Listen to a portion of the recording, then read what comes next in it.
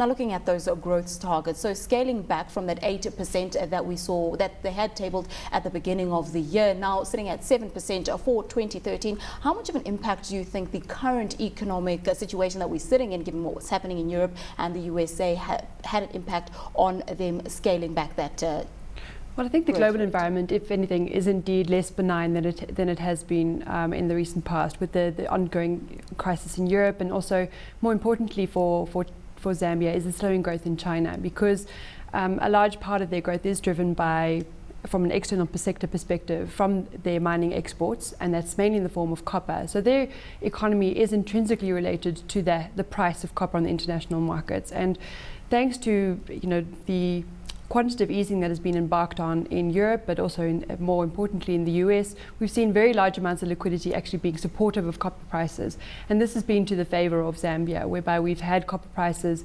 at around $8,000 per metric ton. And at those levels, they're still able to sustain a fairly sizable trade surplus. And next to that, the mining operations will continue to embark on the capital expenditure programs in that context. They've also had 3 years of very positive harvests for the agricultural sector. Although this year has been marginally lower than the preceding 2 years, it's still believed to more than accommodate for domestic requirements.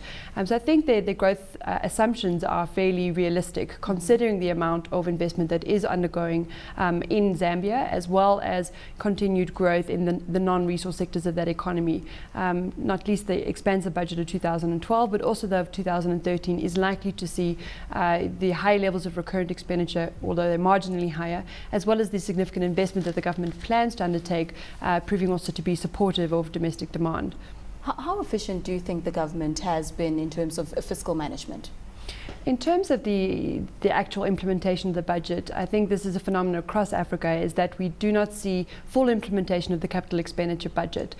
So that has also been the case in Zambia. We saw that in their medium-term expenditure framework that revealed the results for the first half of this year, and actually the capital expenditure program had severely underperformed. The number reflected there was actually 20% of the budget being implemented. That is expected to pick up quite considerably towards the end of this year, but unfortunately there is an institutional capacity deficit across Africa in terms of implementing projects under the budget. As I mentioned before, there are elements of the recurrent budget that have actually overperformed, and i.e. that the expenditure has been beyond the expectations of the budget.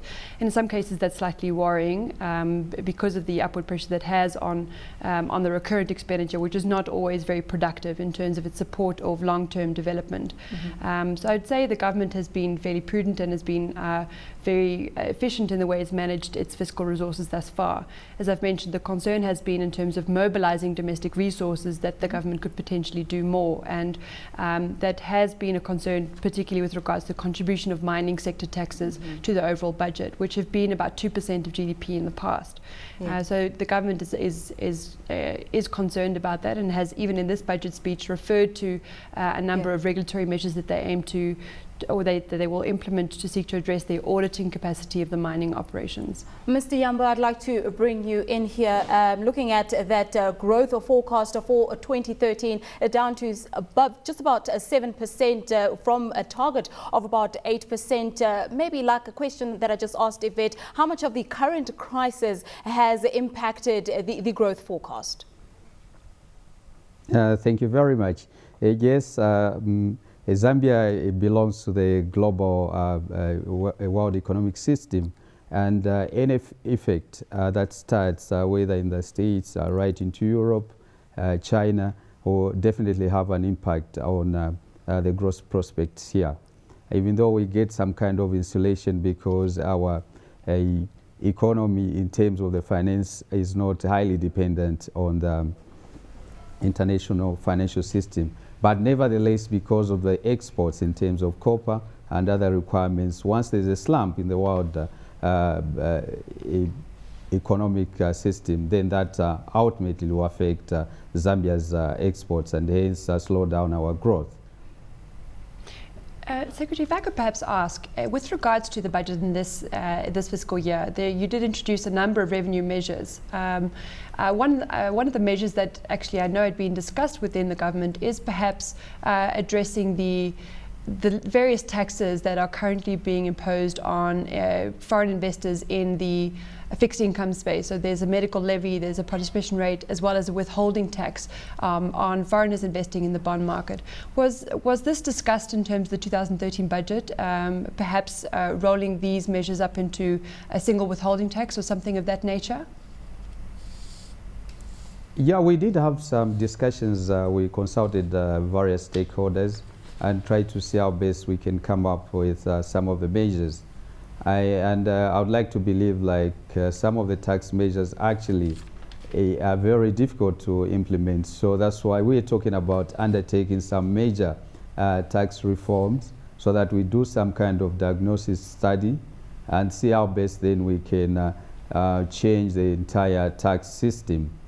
Because you find that in certain instances, like you initially alluded to, or is it my other colleague from the bank, if you look at the taxation on the mine, you know, people expecting us to come up with windfall tax and so forth. But this is not the right way of doing it, in the sense that even in the current setup, we do not have the mechanisms to effectively monitor what the mines are producing and ultimately what they are selling out there. So maybe perhaps it would be neater, first of all, to come up with a mechanism that would be in a position to determine what the mines are actually producing and later on what they're selling out there before we come up with any tax measures in terms whether we want to increase or decrease.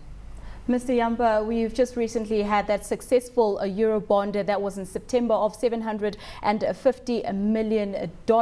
Now, it's always been the question of how all of these funds will be channeled and which sector will get the greatest priority. Could you break down how these funds will be channeled? Thank you very much.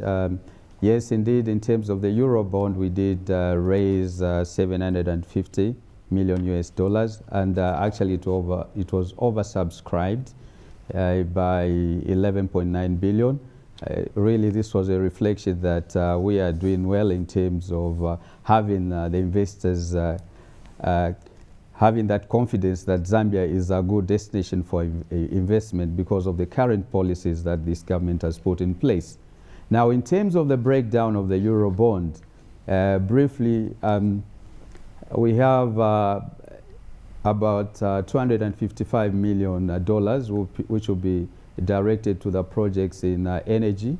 This is hydro energy in terms of generation and transmission. Then with regards to transport in the road and rail sector, we are going to inject in $430 million. And the other amounts will go to human capital and access to finance.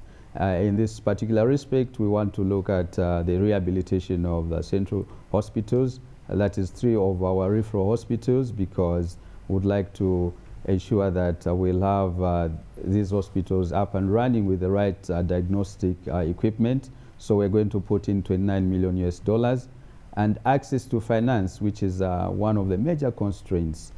We want to help the small, medium enterprises access funds, and we'll have a vehicle in this respect, the Development Bank of Zambia, for onward lending to the business community. This will be $20 million US. So basically that's the way the Eurobond will be used. But the other expenditures, 1.4 million, is a fees and transaction cost. Then we also have a discount premium of $14.6 million. So the total comes to $750 million US. Thank you. And Yvette, I just wanted to find out your thoughts on the breakdown that the Secretary has given. Is that where you had thought that the funds would be channeled?